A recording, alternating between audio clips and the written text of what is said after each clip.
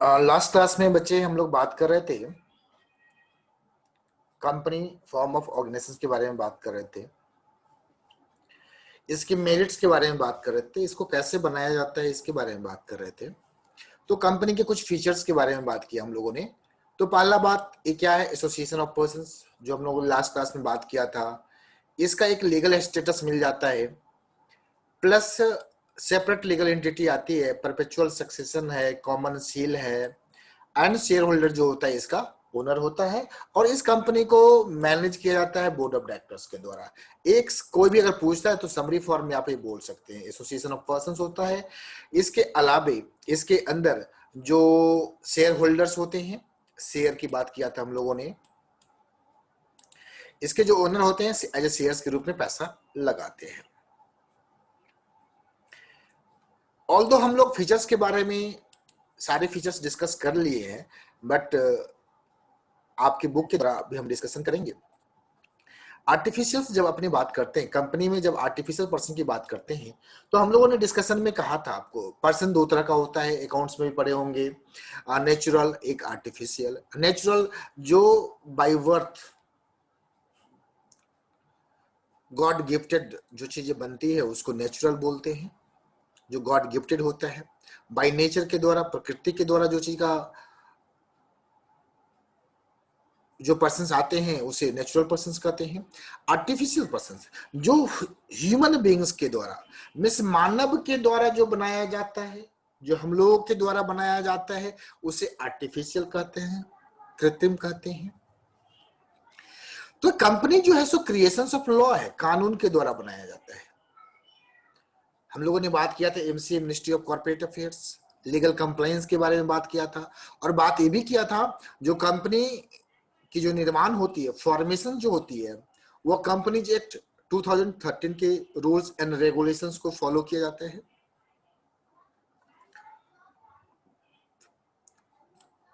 जैसा कि natural persons हम लोगों ने बात किया था, नेचुरल पर्सन्स अगर प्रॉपर्टी ओन कर सकता है अपने नाम में, डेट इनकर कर सकता है, डेट मतलब लायबिलिटी, मतलब बैंकों से लोन ले सकता है, किसी से उधार पैसा ले सकता है, कॉन्ट्रैक्ट कर सकता है। नेचुरल पर्सन सारी चीज कर सकते हैं, हम लोग कर सकते हैं, वैसे ही कंपनी भी कर सकती है, वैसे भी आर्टिफिशियल पर्सन कर सकता है। तो नेचुरल पर्सन प्रॉपर्टी ओन कर सकता है, कंपनी भी प्रॉपर्टी ओन कर सकती है। हाँ, एक जो आर्टिफिशियल पर्सन और नेचुरल पर्सन में जो वेरिएशन है, जो हम लोग सांस ले सकते हैं, खाना खाते हैं, रन करते हैं, टॉक करते हैं, वॉक करते हैं, but artificial person can not do so. But all those activities like holding property, borrow money, किसी के ऊपर मुकदमा करना या किसी के द्वारा मुकदमा किया जाना, ये सारे काम आर्टिफिशियल पर्सन कर सकते हैं। तो कंपनी क्या है बच्चे, एक बात समझ के जाएंगे, आर्टिफिशियल पर्सन। दूसरा आर्टिफिशियल पर्सन तो है, अब इसकी लीगल एंटिटी क्या है, मतलब लीगल एंटिटी कहने का मतलब होता है इसकी कानून के नजर में इसका जो स्टेटस है वो क्या होता है। तो सेपरेट होता है, सेपरेट लीगल एंटिटी। किससे सेपरेट, किससे सेपरेट, उसके मेंबर से, उसके शेयर होल्डर से। शेयर होल्डर अलग होता है और कंपनी अलग होता है। किसी भी मेंबर्स के किसी भी एक्टिविटी से न ही कंपनी में फर्क पड़ेगा और न ही कंपनी की कुछ ऐसे क्रियाकलापों से उस मेंबर्स के ऊपर फर्क पड़ेगा। तो सेपरेट लीगल एंटिटी होती है। From the date of incorporation, company की एक अलग आइडेंटिटी हो जाती है, एक खुद की पहचान होती है कंपनी को। हम लोग कंपनी को डायरेक्टर्स के नाम से नहीं जानते हैं, कंपनी की अपनी खुद नाम होती है। जैसा कि मैंने कहा, जब भी कोई कंपनियां इनकॉर्पोरेट होती है तो पहला काम किया जाता है नेम अप्रूवल। पहला काम जो किया जाता है, हम लोग नेम अप्रूवल लेते हैं। नेम अप्रूवल के बाद जो दूसरा काम होता है वह हम लोग इनकॉर्पोरेशन की प्रोसेस करते हैं। तो यहां कह रहा है डेट ऑफ इनकॉर्पोरेशन से कंपनी क्या हो जाता है, एक सेपरेट एंटिटी हो जाता है, डिस्टिंक्ट फ्रॉम इट्स मेंबर्स। इसका अस्तित्व जो होता है मेंबर से अलग हो जाता है, फ्रॉम इट्स मेंबर्स। और एसेट्स एंड लायबिलिटीज जो कंपनी के होते हैं वह मेंबर से अलग होते हैं। अब मुकेश भाई का एसेट्स, रिलायंस का एसेट्स दोनों अलग है। हो सकता है मुकेश अंबानी जी ने जितना इसमें शेयर कैपिटल में पैसा लगाया है उतना का ओनर होंगे, बाकी जनरल पब्लिक का हो सकता है। तो जो एसेट्स एंड लायबिलिटीज एक मुकेश भाई का होगा, ऐसा कोई मीन्स दोनों का डिफरेंट होगा।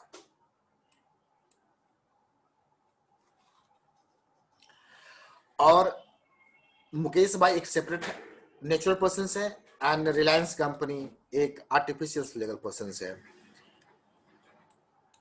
अब आते हैं दो चीजें के बात हम लोगों ने सीखा, पहला जो सेपरेट एंड दूसरा इसकी लीगल आइडेंटिटी मिल जाती है। थर्ड वन फॉर्मेशंस, इसको कैसे बनाया जाता है, कंपनी कैसे बनती है। अभी आपको लिखा हुआ टाइम कंज्यूमिंग, आज मैं बता दूं यह वर्ड आपके विरासत से चलता आ रहा है।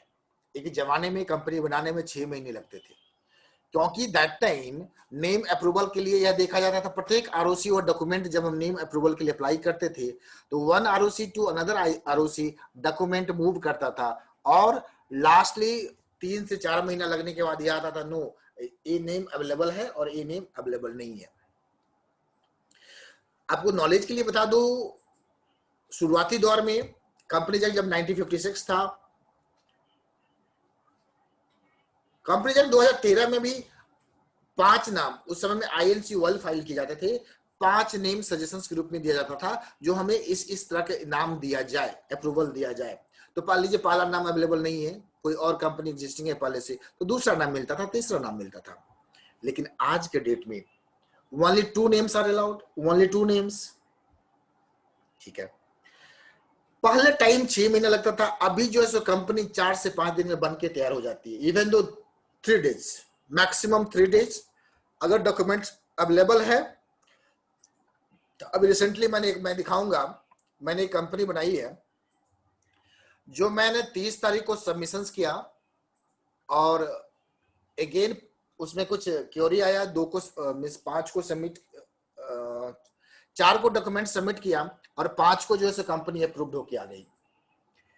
तो टाइम टेकिंग जो टाइम कंज्यूमिंग बात है अब वो खत्म हो गया। हाँ, एक्सपेंसिव है, पैसा लगता है, एक कंपनी को बनाने में 20-25 25,000 30,000 के अराउंड एक्सपेंडिचर्स आता है, क्योंकि उसमें डिजिटल सिग्नेचर बनते हैं एंड बहुत सारे डॉक्यूमेंटेशंस होते हैं। तो हम लोग फॉर्मेशंस के बारे में बात कर रहे थे बच्चों, जो टाइम कंज्यूमिंग है आज के डेट में हम बोलेंगे टाइम कंज्यूमिंग नहीं है कंपनी बनाना, 1 सप्ताह के अंदर में कंपनी बनकर तैयार हो जाती है, क्योंकि each and everything can be inquired through online.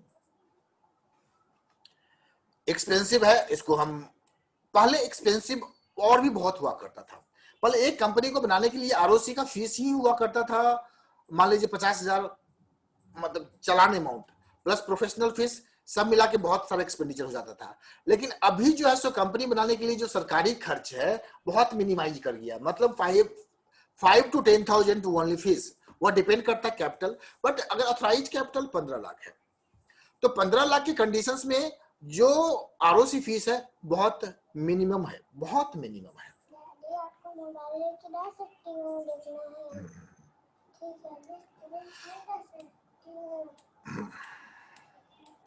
लेकिन हाँ, इसमें सेवरल डॉक्यूमेंट्स बनते हैं, इसमें बहुत सारे डॉक्यूमेंट्स बनते हैं। अगर आप लोग की इच्छा होगी तो कितने डॉक्यूमेंट्स बनते हैं तो आज नहीं किसी और दिन अगर आप लोग रिक्वेस्ट करेंगे, क्योंकि वो पार्ट ऑफ सिलेबस आपका नहीं है, क्या क्या डॉक्यूमेंट लगता है, मतलब किस तरह के डॉक्यूमेंट होते हैं, तो हम ऑनलाइन आपको शो कर सकते हैं। जो मैंने कंपनी बनाई है उसका एक एक जो होते हैं 10-10 पेज के होते हैं, डॉक्यूमेंट्स बनता है। डॉक्यूमेंट्स में स्पाइस में जनरल इंफॉर्मेशन जाता है, इसके अलावा articles of associations, memorandum of associations. इसके बाद आगे जब चलेंगे तो बताएंगे जो आर्टिकल्स ऑफ एसोसिएशंस क्या होता है, मेमोरेंडम ऑफ एसोसिएशंस क्या होता है।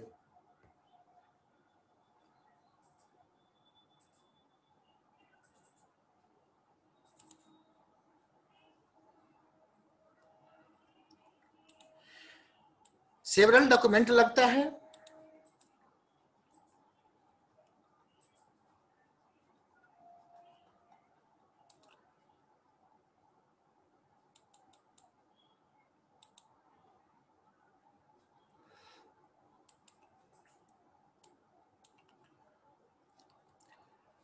And several documents and compliance. जी कंप्लायंस भी लगता है।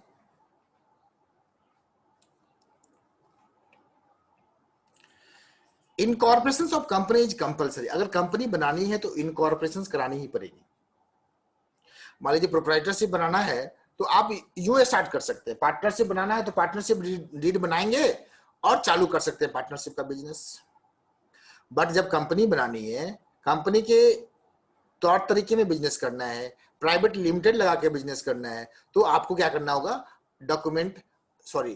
कंपनी को इनकॉर्पोरेट कराना पड़ेगा। सर इनकॉर्पोरेट बार बार आप बोल रहे हैं बट मुझे समझ में नहीं आ रहा इनकॉर्पोरेट होता क्या है। हम पार्टनरशिप में रजिस्ट्रेशन की बात कर रहे थे, पंजीकृत की बात कर रहे थे, तो कंपनी वाले केस में रजिस्ट्रेशन वर्ड यूज नहीं करके इनकॉर्पोरेशन का मतलब ही होता है कंपनी को रजिस्ट्रेशन कराना। कानूनी प्रक्रिया को पूरा करते हुए सारे डॉक्यूमेंट को ऑनलाइन सबमिट करते हैं एमसीए पोर्टल पे और वहां से अप्रूवल आता है, तो ये कंपलसरी है। अब परपेचुअल सक्सेशन क्या होता है, ऑलरेडी दोस्तों मैंने आप लोगों से बात कर चुका है, बट पुनः बात करेंगे, कोई बात नहीं। एक चीजों को मैं कई बार बात करना पसंद करता हूं, जिससे अगर किसी भी बच्चे को कोई कंफ्यूजन रह गया हो तो वो कंफ्यूजन से दूर हो जाए। जैसा कि हम जानते हैं क्रिएशन ऑफ लॉ है और एक समापन इसका लॉ के द्वारा ही हो सकता है, और उसके लिए वाइंडिंग अप जरूरी है। और एक वर्ड मैंने कल भी बोला था, मेंबर्स में कम एंड मेंबर्स में go but the company continues to exist. जैसा कि हम जानते हैं पार्टनरशिप के केस में एक पार्टनर के आने से और जाने से पार्टनरशिप का समापन हो जाता है, बट कंपनी वाले केस में एक मेंबर बोलते हैं तो शेयर होल्डर बोलते हैं, जो कंपनी में पैसा लगाता है उसे शेयर होल्डर बोलते हैं, और आगे बताएंगे जो मेंबर में कैसे हो जाता है।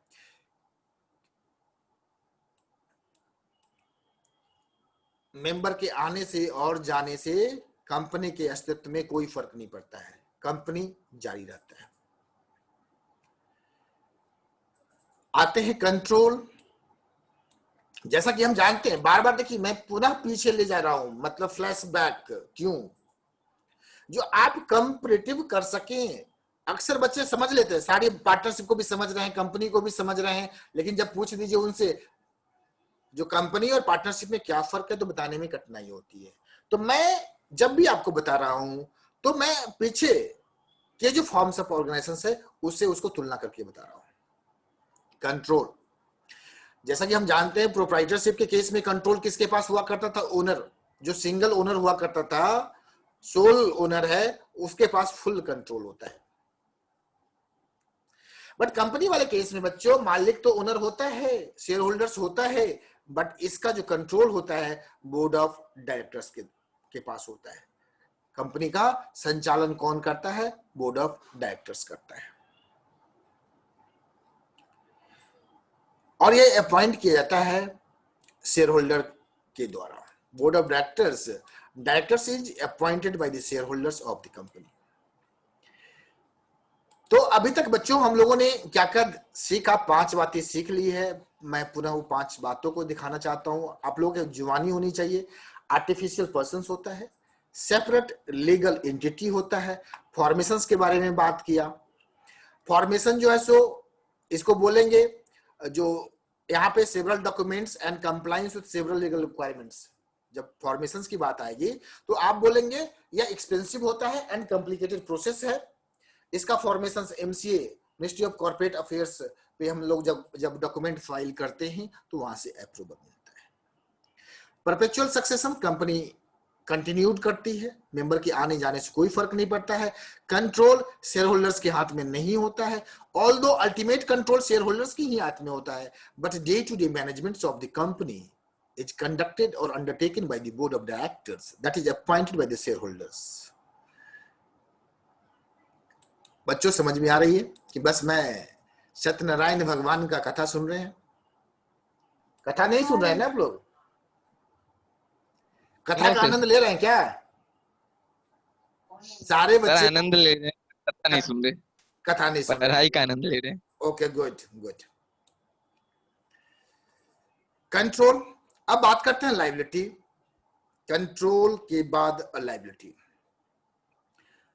हम लोगों ने देखा था जो सोल प्रोप्राइटरशिप, पार्टनरशिप, एचयूएफ, सारे केस में लायबिलिटी अनलिमिटेड होती थी और वो बहुत बड़ा डिसएडवांटेज है, डिमेरिट्स है। और बिजनेस के व्यापार में ऐसा होता है, लायबिलिटी आ सकती है, क्योंकि कल क्या होगा किसने देखा। मार्च में किसने देखा था जो हमारा देश कोविड-19 देश क्या वैश्विक स्तर पे, ग्लोबल वर्ल्ड स्तर पे कितनी बड़ी इकोनॉमी को, कितने इंडस्ट्री शटडाउन हो गए, बंद हो गए। आप सपने में भी सोचेंगे तो शायद पूरी आकलन आपको नहीं मिल सकती है। जब इसको डाटा पे देखेंगे, डे बाई डे का डाटा उठाएंगे तो पता चलेगा। मान लीजिए किसी कंपनी का, एक कंपनी का टर्नओवर महीने का 1 करोड़ हुआ करता था,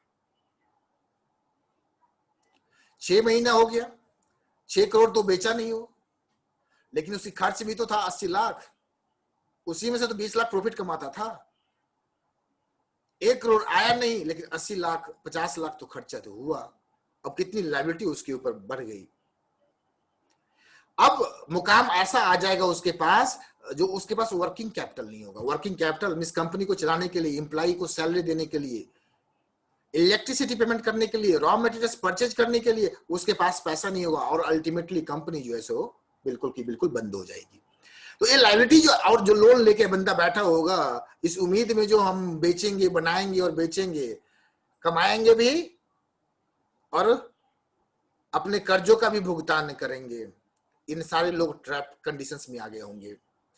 मान लीजिए किसी ने शोरूम खोला होगा मार्च फरवरी के महीने में या लास्ट 6 मंथ्स में, वह तो प्रॉफिट कमाना सोचा ही नहीं होगा, उसकी हालात क्या हो गई होगी। आप सोच सकते हैं।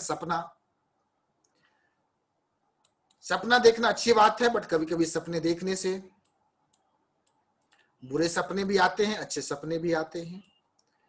सपने में क्या होगा, बस इरादा बुलंद होना चाहिए और हमें तैयार रहना चाहिए, जो आने वाले समय में कुछ भी हो सकता है। लायबिलिटी मीन्स अनलिमिटेड लायबिलिटी का सीन, बट कंपनी वाले केस में ऐसा नहीं होता है। कंपनी वाले केस में एकदम सिंपल सी बात है, अगर बैंक का लोन लिया होगा कंपनी ने और कंपनी की पोजीशंस अच्छी नहीं है, खराब हो गई, बर्बाद हो गई, अब कंपनी चली जाएगी इंसॉल्वेंसी प्रोसेसिंग में, सार्फेसी एक्ट लग जाएगा और कंपनी का एसेट्स जितना रियलाइज होगा उतनी ही बैंक को लेके संतुष्टि करना होगा। उसके डायरेक्टर को, उसके शेयर होल्डर को घर द्वार बेच करके देने की पैसा कोई जरूरत नहीं है। अभी इतना ही समझते हैं, आगे बढ़ते हैं। Liability of the member is limited to the extent of the capital contributed by them in a company.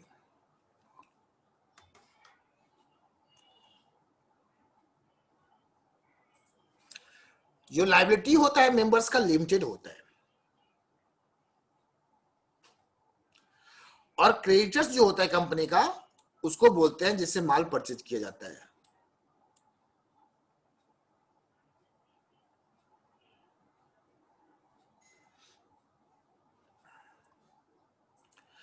और जब भी लायबिलिटी अगर आएगी तो सेटल किया जाएगा। क्लेम्स कंपनी से क्लेम किया जाएगा, नॉट टू द मेंबर्स। जो भी लायबिलिटी क्रेडिटर्स का जिससे माल उधार खरीदा गया है उसका सेटलमेंट होगा कंपनी से, ना कि मेंबर से। एक लाइन समझ के जाएगा सर, तो मेंबर की लायबिलिटी कितनी होगी? मेंबर की liability only to the amount of capital, उसने शेयर में जितना पैसा लगाया है उतनी तक की ही लायबिलिटी है।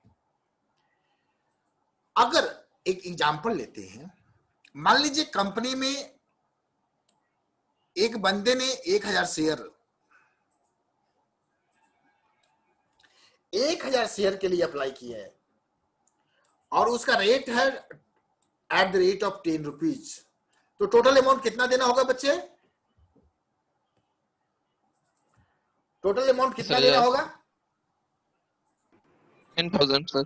10,000। ओके, तो ऐसा हो सकता है बच्चे जो मीन्स स्टार्टिंग एप्लीकेशन पे ओनली 5 रुपीज देना पड़े, हो सकता है। हो सकता है सर।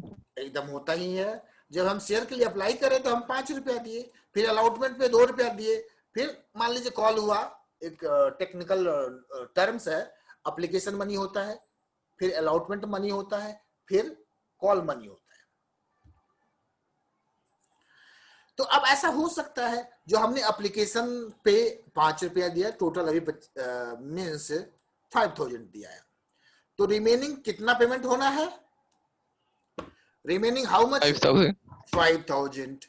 अगर in between application money payment करने के बाद और फाइनल मनी मीन्स ये 5,000 नहीं पेमेंट हुआ है और इसके बीच में कंपनी वाइंड अप होता है या कोई लीगल लाइबिलिटी आती है, तो उस मेंबर्स की लाइबिलिटी ओनली 5,000 तक है। जितना अमाउंट अनपेड है उतनी ही लाइबिलिटी होगी, उतनी ही लाइबिलिटी होगी।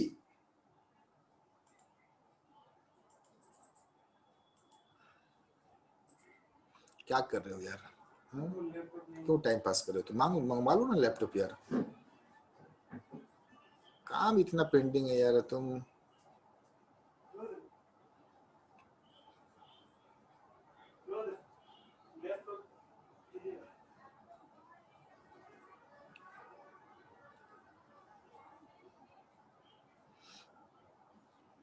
यहाँ पे तो members can be asked to contribute the loss only to the extent of unpaid। इस वर्ड को समझाने के लिए बच्चे मैंने इतनी बड़ी एग्जांपल ली, अनपेड। इसको एग्जांपल को आप लोग प्लीज अपने कॉपी पे या किताब के साइड में इस एग्जांपल को लिखिए, ऊपर में लिखिए अनपेड का मतलब क्या होता है, अनपेड का मतलब क्या होता है।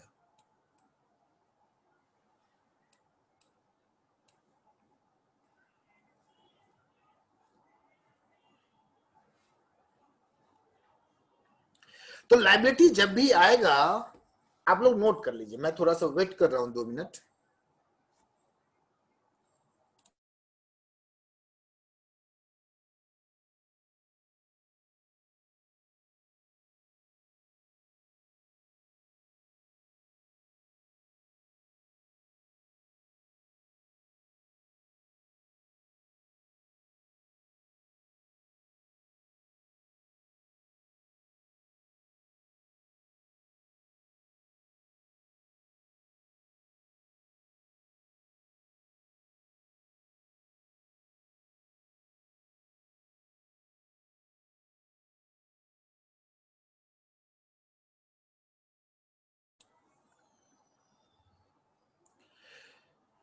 तो लाइबिलिटी में only to the unpaid amount,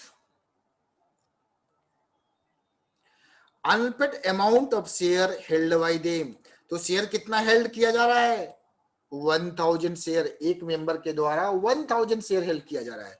ऐसे बहुत सारे मेंबर्स हो सकते हैं, मैं एक का बात कर रहा था, इसकी लाइबिलिटी की बात कर रहा था। इसकी लाइबिलिटी जब आएगी तो ओनली अनपेड अमाउंट जितना है, जितना शेयर होल्ड हुआ है, तो number of shares multiplied by unpaid means 5,000 अभी पेड नहीं हुआ है, तो that will be ₹5 each share, तो टोटल हो जाएगा 5,000। यहाँ पे एग्जाम्पल लिया है, अक्षय नाम का बंदा है जो किसी कंपनी में 2,000 शेयर है, जिसका रेट है ₹10, 7 रुपया ऑलरेडी पेड हो गया है। तो in the event of loss अब जो लाइबिलिटी आएगी कितनी आएगी? 2,000 into 3, 2,000 into 3, that is 6,000। Beyond this उसकी कोई लाइबिलिटी नहीं होगी, not liable to pay anything towards the debts और losses of the company, only to the unpaid amount. तो यही बहुत बड़ा फर्क है other forms of organisations and company forms of organisations में। इनकी जो लाइबिलिटी होती है लिमिटेड होती है और लाइबिलिटी भी क्रिएट होगी only up to the unpaid amount of shares. Line को याद रखिएगा, only up to the amount of unpaid shares.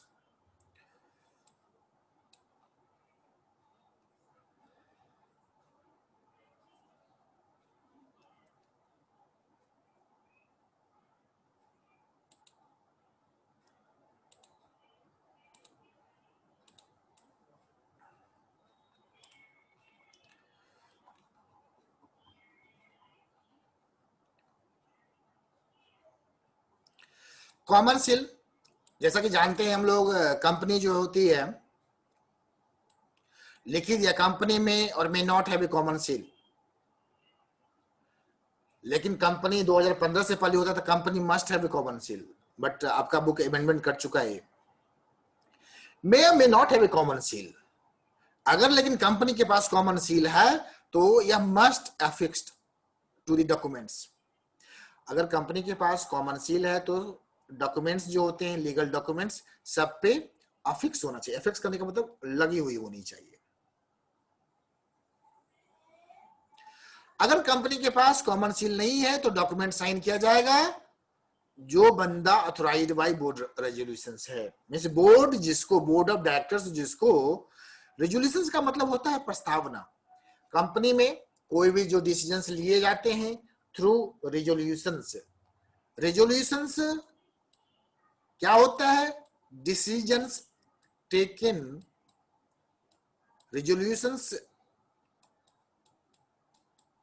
जो होती है कंपनी इसके द्वारा डिसीजंस लेती है, बोर्ड रेजोल्यूशंस। अब ये जो रिस्क की बात आ रही है, रिस्क जो होता है सारे शेयर होल्डर्स के द्वारा बियर किया जाता है। अगर मान लीजिए कंपनी बर्बाद हो गया तो सारे शेयर होल्डर्स की जो पैसा है डूब जाएगा, उसको कुछ नहीं मिलेगा। लेकिन in the case of partnership and proprietorship, जो लोग होते हैं उसी के द्वारा, 2-3 लोग होते हैं उसी के द्वारा बियर किया जाता है।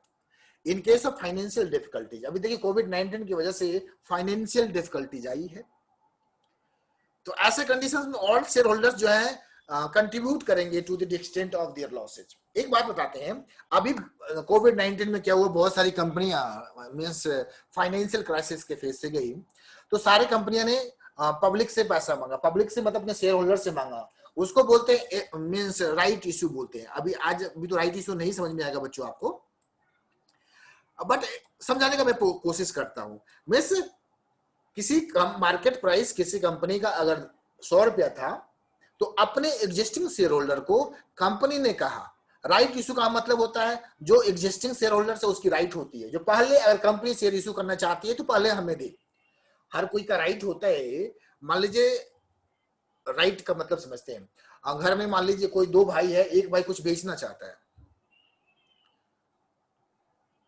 तो घर का जो भाई है वो बोलेगा यार मेरा राइट था ना, पहले मेरे को देना चाहिए था, हमारी प्रॉपर्टी थी, हम लोगों की प्रॉपर्टी थी, हमारी पैतृक प्रॉपर्टी थी, तो पहले हमको देना चाहिए था। फिर भी लोग बाहर बेचते हैं, that's separate issue. But company वाले केस में क्या लीगली लिखा हुआ है, अगर कंपनी अगर फर्दर इशू ऑफ शेयर्स करना चाहती है तो पहले अपने एग्जिस्टिंग शेयर होल्डर को देगी, that is called a right issue. तो बहुत सारी कंपनियां ने राइट इशू लाई। तो एक महिंद्रा एंड महिंद्रा फाइनेंशियल जो गाड़ियां फाइनेंस करती है, इसका शेयर का प्राइस दैट टाइम जो राइट इशू आया तो 200-220 के आसपास हुआ करता था, और 70 रुपीज में अपने शेयर होल्डर्स को, एग्जिस्टिंग शेयर होल्डर्स को उन्होंने फंड कलेक्ट किया। तो सस्ता था तो लोगों ने पैसा लगा के शेयर और भी खरीद लिया, तो कंपनी के पास पैसा पहुंच गया, वो उसको काम करने में कोई कठिनाई नहीं होगी। तो कंपनी फॉर्म में क्या होता है, रिस्क बढ़ जाता है और पैसा बहुत जल्दी कलेक्ट हो पाता है। अब हमने सारे पहलुओं पे चर्चा किया। अब सारे पहलुओं पे जब चर्चा किया तो मेरिट में लिमिटेड लायबिलिटी पहली, अब तो चर्चा इस पे अगर आगे बोलने की कोई जरूरत है क्या बच्चों? लिमिटेड लायबिलिटी पे अब मेरे को कुछ बोलने की जरूरत है क्या? No sir. लगता है आप लोगों को क्या? तो मेरिट में बच्चे लिमिटेड लायबिलिटी और ट्रांसफर ऑफ इंटरेस्ट। जी, कंपनी का जो शेयर होता है ट्रांसफरेबल होता है, मतलब एक मान लीजिए आज मैं किसी कंपनी का शेयर होल्डर हूं, मैं बेच सकता हूं, मैं फ्री टू ट्रांसफर है, तो ये भी बहुत बड़ा एडवांटेज है। मुझे पैसे की जरूरत है आज तो मैं बेच सकता हूं, कोई खरीद सकता है। सोल्ड इन द मार्केट, जैसे कोई सामान खरीद बिक्री होती है वैसे ही कंपनी का शेयर भी खरीद बिक्री होता है। ट्रांसफर ऑफ इंटरेस्ट हो सकता है। इसके बाद 3 नंबर स्कोप फॉर एक्सपेंशन तो है ही, परपेचुअल सक्सेशन, इस पे भी कोई बोलने की जरूरत नहीं है। स्कोप फॉर एक्सपेंशन, जी अभी मैंने तुरंत एग्जांपल दे रहा था। अब महिंद्रा एंड महिंद्रा फाइनेंशियल को पैसे की जरूरत हुई और उन्होंने राइट इशू लाया और इमीडिएटली फंड कलेक्ट कर लिया, अपना बिजनेस को एक्सपैंड कर लिया। बट प्रोप्राइटरशिप के केस में, पार्टनरशिप के केस में यह पॉसिबल नहीं होता है। क्योंकि कंपनी के पास लार्ज फाइनेंशियल रिसोर्स होता है, लार्ज फाइनेंशियल रिसोर्स होता है। And further capital can be attracted from the capital as well as through loans from banks and financial institutions। मतलब कंपनी तुरंत कैपिटल रेज कर सकती है जनरल पब्लिक से, अपने शेयर होल्डर से। तो यहाँ पे जब भी एक्सपेंशन करना चाहेगी कंपनी तो कैपिटल को आराम से रेज कर सकती है। और कंपनी का प्रोफेशनल मैनेजमेंट होता है, इसमें कोई शक ही नहीं है, क्योंकि बोर्ड ऑफ डायरेक्टर्स के द्वारा कंपनी का जो संचालन होता है, कंपनी का जो प्रबंधन होता है, क्या होता है, कंपनी का जो संचालन होता है, प्रबंधन होता है, वह निदेशक के द्वारा होता है। हिंदी में, शुद्ध हिंदी में बात कर रहे थे अभी हम, निदेशक डायरेक्टर को कहते हैं। बोर्ड का कोई हिंदी बताएगा मेरे पे, यहाँ पे बच्चे, कोई भी बच्चे, any students would like to, board, board BOARD, board का मतलब क्या होता है, हिंदी क्या होता है? और पूरा बात करें बोर्ड ऑफ डायरेक्टर्स का हिंदी, इंडिया में हैं आप लोग इंडिया के बच्चे हैं, US, जापान, जर्मनी, मेरे को बोर्ड का हिंदी चाहिए। आप लोग बोर्ड का एग्जाम भी दिए होंगे,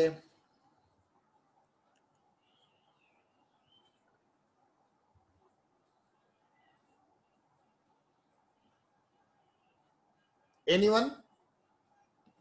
बोर्ड का हिंदी होता है बच्चों मंडल, मंडल। और जब बात करेंगे बोर्ड ऑफ डायरेक्टर्स, समिति हो सकता है? नहीं, समिति दूसरा चीज होता है।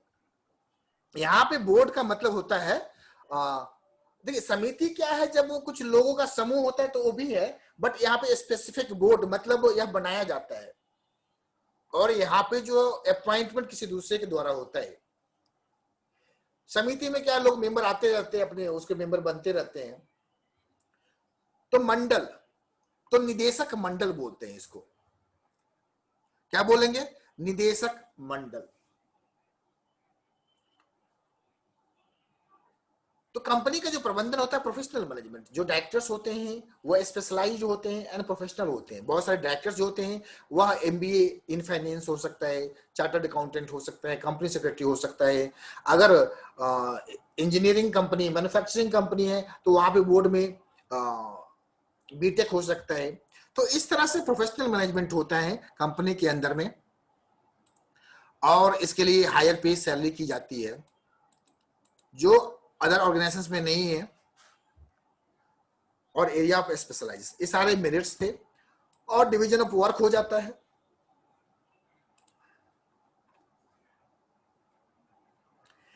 लिमिटेशंस के बारे में भी बात करते हैं, फिर आप लोगों को मौका देंगे सवाल पूछने का।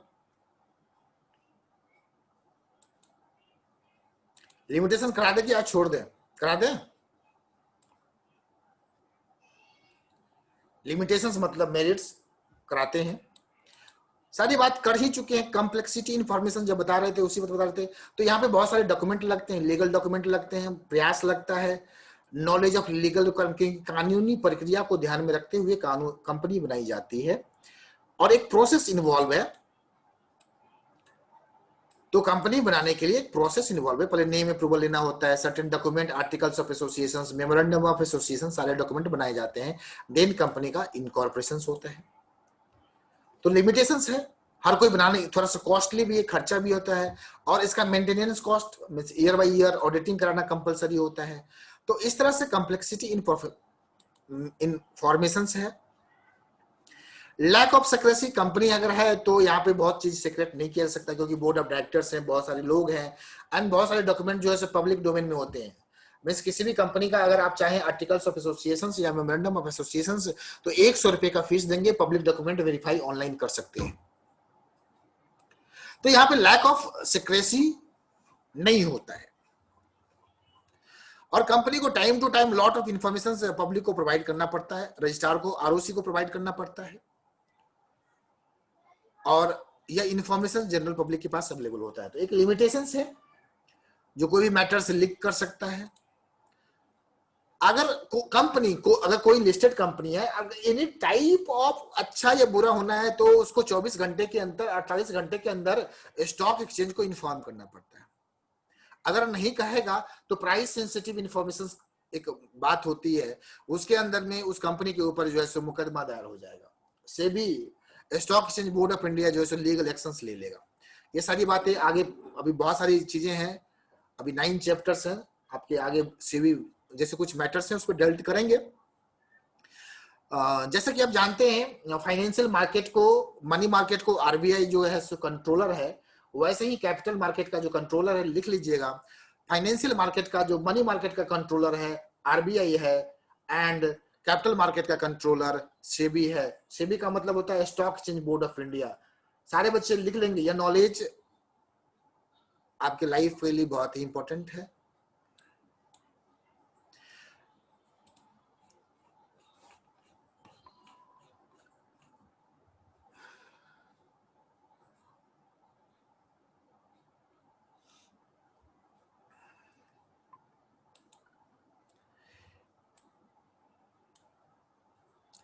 यहाँ पे इम्पर्सनल, इम्पर्सनल मतलब जो पर्सनल नहीं होता उसको इम्पर्सनल बोलते हैं। तो ओनर अलग होता है, मैनेजमेंट अलग होता है।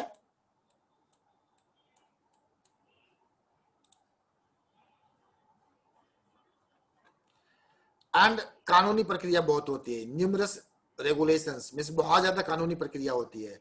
जो हम लोग बात ही कर रहे थे, लीगल प्रोविजंस एंड कंपल्सन्स होता है, और कंपनीज एक्ट के जो नियम कानून है वो सारे फॉलो करने पड़ते हैं। ऑडिट कराना पड़ता है, वोटिंग का नियम होता है, रिपोर्ट फाइलिंग करना पड़ता है, डॉक्यूमेंट प्रिपेयर करना पड़ता है। तो ये सारे लिमिटेशंस हैं कंपनी के। और डिसीजन मेकिंग जैसा कि जानते हैं हम लोग, बोर्ड ऑफ डायरेक्टर्स के द्वारा लिया जाता है, तो टाइम टेकिंग तो होगा ही। टॉप मैनेजमेंट मीटिंग होगी, कोई भी बात की डिसीजन जो होगी वह मैनेजमेंट के द्वारा ही होगा। ओलिगार्किक मैनेजमेंट कहने का मतलब होता है यहाँ पे जो डेमोक्रेटिक इंस्टीट्यूशन है वह बोर्ड ऑफ डायरेक्टर्स रिप्रेजेंटेटिव होता है शेयर होल्डर का। एंड शेयर होल्डर कौन होता है? ओनर होता है। लार्ज साइज ऑर्गेनाइजेशंस में मल्टीट्यूड ऑफ शेयर होल्डर्स होते हैं, तो वहां पे शेयर होल्डर्स का इन्फ्लुएंस जो होता है बहुत कम होता है। बट जो छोटे शेयर ऑर्गेनाइजेशंस होते हैं वहां पे शेयर होल्डर्स का जो कंट्रोल है वह ज्यादा होता है। Conflict of interest, conflict of interest करने का मतलब एक कंपनी है, सपोज एक एग्जांपल लेते हैं, आपको हम एग्जांपल से बताते हैं। सपोज ए बोल के एक प्राइवेट लिमिटेड है और यह डील करता है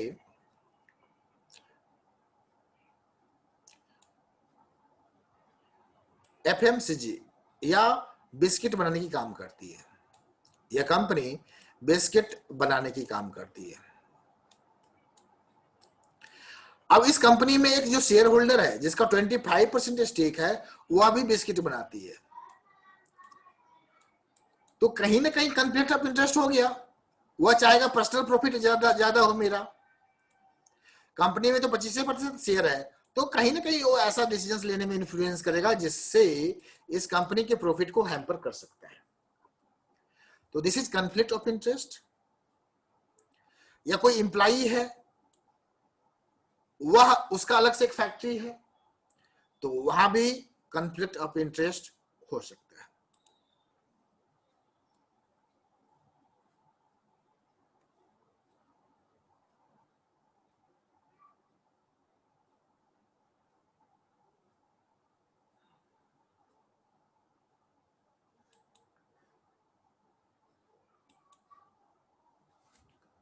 आगे बताएं या छोड़ दें, यहीं पे ड्रॉप करें?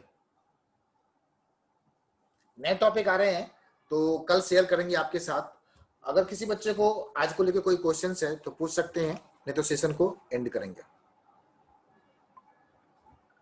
सर एक क्वेश्चन था जी सर।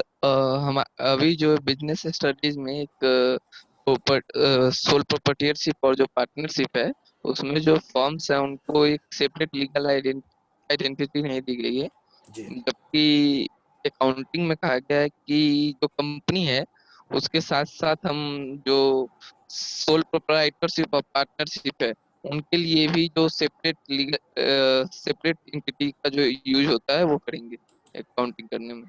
जी यस सर। ओके। यहीं पे कंफ्यूजन था सर। एकदम मैं क्लियर कर रहा हूँ।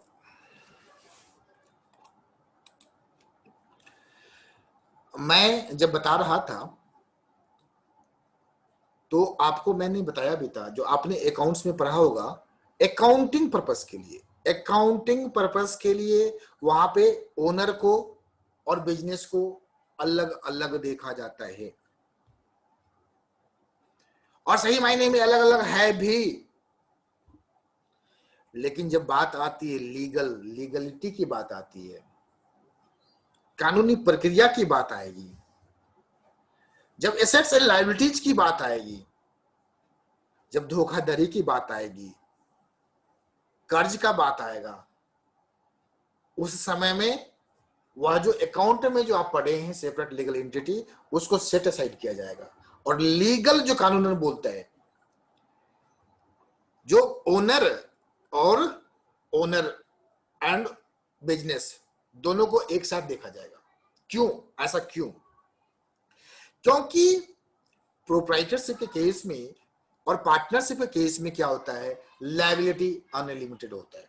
कानून बोलता है, लॉ बोलता है।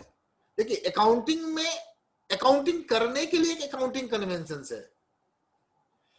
अगर ऐसा नहीं मानेंगे हम तो बिजनेस की अकाउंटिंग सही से नहीं कर पाएंगे। मान लीजिए बिजनेस में पैसा लगाया ओनर ने, उसकी भी रिकॉर्डिंग होनी चाहिए, और जब हम देख लेंगे अरे बिजनेस दोनों एक ही है तो हम रिकॉर्ड ही नहीं करेंगे। तो प्रॉपर रिकॉर्डिंग हो, प्रॉपर ट्रांजैक्शंस का रिकॉर्डिंग हो। अगर ओनर पैसा ले रहा है बिजनेस से तो वह एज ए प्रॉफिट ले, वह पता होना चाहिए, अगर ड्राइंग्स उसकी एंट्री होनी चाहिए, लेखा जोखा प्रॉपर मेंटेन होना चाहिए। इसके लिए दोनों को सेपरेट लीगल एंटिटी मींस वहां पे सेपरेट एंटिटी कंसेप्ट दिया गया है। बट कानून के दायरे में जब भी लायबिलिटी की बात आएगी, अगर बिजनेस का कोई लायबिलिटी क्रिएट हो रहा है, उस केस में सेपरेट लीगल एंटिटी को सेट असाइड किया जाएगा एंड पर्सनल लायबिलिटी आएगी। एक बात यहां पे मैं और ऐड कर दूं, आप आगे मैं पढ़ाऊंगा कंपनी वाले केस में ही, या जो सेपरेट लीगल एंटिटी का जो कंसेप्ट दिया गया है, कभी कभी कुछ ऐसे सरकमस्टांसेस परिस्थितियां आती है कंपनी के अंदर में, उस केस में कोर्ट जो है, कोर्ट को लगता है कंपनी जो फॉर्मेशन हुआ है कुछ इलीगल एक्टिविटीज के लिए हुआ है, कुछ गलत करने के लिए हुआ है, टैक्स का पेमेंट होना चाहिए था, टैक्स को एवॉइड करने के लिए हुआ है, तो वहां भी सेपरेट लीगल एंटिटी को सेट असाइड करती है, कंसेप्ट को सेट असाइड करती है, और उसका जो मेंबर्स है उसको लीगली बाउंड करती है उस तरह की जो लायबिलिटीज क्रिएट हुआ है उसको पे करने के लिए। Clear Rohit ji? Yes sir, clear. Okay, thank you.